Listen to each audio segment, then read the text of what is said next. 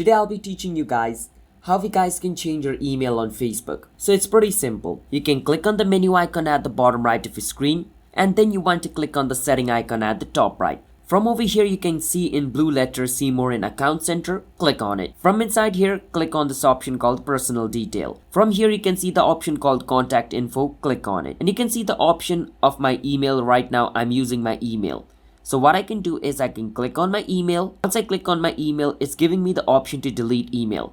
I can click on delete email and click on delete. All that do then is delete this email. Once this email is deleted, what I can do is click on add new contact. Once I click on add new contact, I can click on add email and add a new email over here. Just make sure both of this is check marked when you're adding your email. Once you add your email over here, click on next at the bottom. And once you verify your email, your new email will be added on your Facebook and your older one will be removed. So that's how you guys can change email on Facebook. If you guys found our video helpful, hit the subscribe to our channel How to Guide. I'll see you guys next time.